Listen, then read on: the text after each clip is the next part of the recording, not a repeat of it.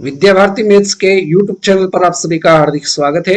आज के इस वीडियो में हम सामान्य हिंदी के 15 महत्वपूर्ण प्रश्नों को हल कर रहे हैं और यह इसका 38वां भाग है। तो चलिए बिना किसी देरी के आज के इस वीडियो को शुरू करते हैं। वीडियो महत्वपूर्ण होने वाला है क्योंकि यह वीडियो कक्षा 6 से लेकर कक्षा 12 तक की सभी कक्षाओं के लिए वीडियो महत्वपूर्ण है, इसलिए वीडियो को ध्यान से देखिए।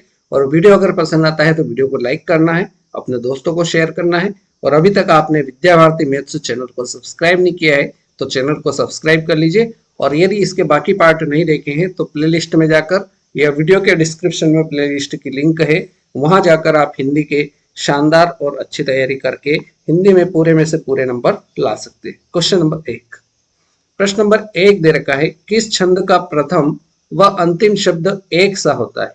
किस छंद का प्रथम व अंतिम शब्द एक सा होता है?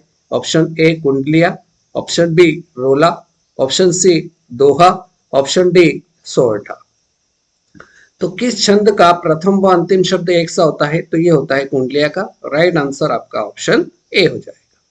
नेक्स्ट क्वेश्चन, क्वेश्चन नंबर 2, भरपेट शब्द में कौन सा समास है? शब्द हमारे पास है भरपेट और इसमें बताना है कि इसमें कौन सा समास होगा। तो यदि हम इसका संधि विच्छेद करेंगे तो ये बनेगा भर धन पेट।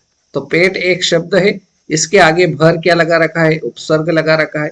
तो हमने पिछले वीडियो में देख रखा है कि जहां उपसर्ग लगा हुआ होता है वहां पर आपका जो समास होता है वो अव्ययी भाव समास होता है। तो आप बड़ी आसानी से इसमें बता सकते हो कि भरपेट शब्द में जो समास होगा वह अव्ययी भाव समास होगा।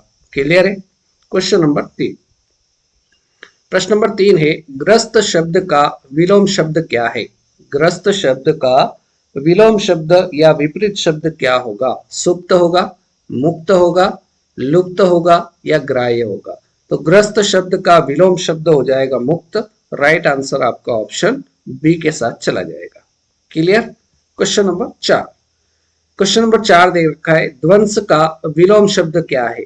ध्वंस का विलोम शब्द क्या है? और ये स्टार लगा लीजिए, परीक्षा में बहुत बार पूछा हुआ प्रश्न है। ध्वंस का विलोम शब्द बताना है। सृष्टि, रचना, सृजन या निर्माण? तो ध्वंस शब्द का जो विलोम शब्द होगा वो निर्माण हो जाएगा, इसलिए ऑप्शन डी क्वेश्चन नंबर 4 का एकदम सही उत्तर हो जाएगा। क्लियर? प्रश्न संख्या 5, प्रश्न नंबर 5 कह रहा है, निम्न में से कौन विसर्ग संधि का उदाहरण है? निम्न में से विसर्ग संधि का उदाहरण बताना है। ऑप्शन ए है निरंतर। निरंतर शब्द का यदि हम संधि विच्छेद करेंगे तो ये बनेगा निह, निह धन अंतर। तो यहाँ पर विसर्ग आया इसलिए आप बड़ी आसानी से इसमें बता सकते हैं कि निह धन अंतर, इसमें विसर्ग संधि होगी, इसलिए इसका राइट आंसर जो होगा वो ऑप्शन ए रहेगा। क्वेश्चन नंबर 6 दे रखा है, मीनाक्षी का अर्थ क्या होता है? मीनाक्षी का अर्थ बताना है। ऑप्शन ए मोरनी, बी यमुना, ऑप्शन सी मछली की तरह गोल आंखों वाली, ऑप्शन डी पूनम की चांदनी। तो मीनाक्षी शब्द का जो अर्थ होता है वो होता है मछली की तरह गोल आंखों वाली, इसलिए इसका राइट आंसर जो होगा वो ऑप्शन सी के साथ चला जाएगा।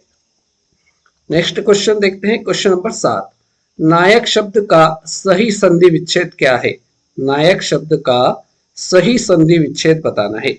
ऑप्शन ए है ना धन अक, ऑप्शन बी नो धन अक, सी है ने धन अक, डी है नई धन अक। तो नायक शब्द का सही संधि विच्छेद जो होगा वो होगा ने धन अक। राइट आंसर आपका ऑप्शन डी हो जाएगा। और यदि पूछा जाए कि नायक शब्द में कौन सी संधि होगी तो इसमें संधि याद रखना है आपको, अयादि संधि होगी। नायक शब्द में संधि जो होगी वो आपकी अयादि संधि हो जाएगी। प्रश्न संख्या 8, निम्न में कौन सी रचना मुंशी प्रेमचंद्र की नहीं है? कौन सी रचना मुंशी प्रेमचंद जी की रचना नहीं है? कफन, सेवा सदन, ईदगाह या आंसू? तो इनमें से मुंशी प्रेमचंद जी की जो रचना नहीं है वो है आंसू। आंसू जो रचना है ये किसकी रचना है? तो आंसू रचना ये आपके जयशंकर प्रसाद की रचना है। किसकी रचना है आंसू? जयशंकर प्रसाद की रचना है। और जयशंकर प्रसाद को छायावाद का जनक कहा जाता है। क्या कहा जाता है? प्रश्न पूछा जाता है छायावाद का जनक किसे कहा जाता है? तो छायावाद का जनक कहा जाता है जयशंकर प्रसाद को। तो इसका राइट आंसर जो होगा क्वेश्चन नंबर 8 का ऑप्शन डी के साथ जाएगा। प्रश्न संख्या 9, संचारी भावों की कुल संख्या कितनी है? संचारी भावों की कुल संख्या कितनी है? 9 है, 8 है, 36 है या 33 है? तो संचारी भावों की संख्या कुल जो संख्या है वो 33 है, इसलिए इसका सही जवाब जो होगा वो ऑप्शन डी होगा। यदि पूछा जाए स्थायी भावों की संख्या कितनी है, स्थायी भावों की संख्या कितनी है, तो स्थायी भावों की संख्या याद रखना है कितनी होती है। तो स्थायी भावों की संख्या जो होती है वो 11 होती है। तो ये चीज भी अपने को परीक्षा की दृष्टि से याद रखने की आवश्यकता है। क्वेश्चन नंबर 10, कल्पात शब्द में कौन सी संधि है? कल्पात शब्द में कौन सी संधि होगी? गुण संधि, ऑप्शन बी यण संधि, सी दीर्घ संधि, डी व्यंजन संधि। तो कल्पात शब्द में यहाँ पर देखिए आ की मात्रा है, तो जहां पर भी आ की और बड़ी ई की मात्रा दिखिए वहां पर आपकी जो संधि होगी वो दीर्घ संधि हो जाएगी। इसलिए क्वेश्चन नंबर 10 जो दे रखा है कल्पात शब्द में कौन सी संधि है, तो यहाँ पर राइट आंसर आपका दीर्घ संधि बिल्कुल सही जवाब रहेगा। प्रश्न संख्या 11, भाषा शब्द संस्कृत के किस धातु से बना है? भाषा शब्द संस्कृत के किस धातु से बना है? भाष्य से, भाष से, भाष्य से या भाष्य से? तो हमें बताना है कि भाषा शब्द संस्कृत के किस धातु से बना है, तो ये बना है भाष धातु से, इसलिए इसका सही जवाब जो होगा वो ऑप्शन सी हो जाएगा। प्रश्न संख्या 12, इनमें से कौन सी भाववाचक संज्ञा है? भाववाचक संज्ञा बताना है। श्याम, श्याम क्या है? यह आपका व्यक्तिवाचक संज्ञा है। श्याम क्या है? आपका व्यक्तिवाचक संज्ञा है, क्योंकि इसमें श्याम किसी का नाम है, इसलिए ये व्यक्तिवाचक संज्ञा होगी। नदी, नदी क्या है? नदी के अंदर सारी नदी आ गई, गंगा आ गई, यमुना आ गई, सरस्वती आ गई, सिंधु आ गई, तो ये क्या हो जाएगी? आपकी जातिवाचक संज्ञा हो जाएगी, राइट। और अगला ऑप्शन है बचपन, तो बचपन जो है ये भाववाचक संज्ञा है, इसलिए हमसे प्रश्न में पूछा गया था इनमें से कौन सी भाववाचक संज्ञा है, तो बचपन शब्द जो है ये आपका भाववाचक संज्ञा होगा, इसलिए राइट आंसर ऑप्शन सी रहेगा। क्वेश्चन नंबर 13, इनमें से कौन छायावादी कवि है? छायावादी कवि या छायावाद का जनक कहा जाता है जयशंकर प्रसाद को। अभी हमने पिछले प्रश्न में इसको देखा है। क्वेश्चन नंबर 14, शिव शब्द का विशेषण, शिव शब्द का विशेषण शब्द क्या होगा?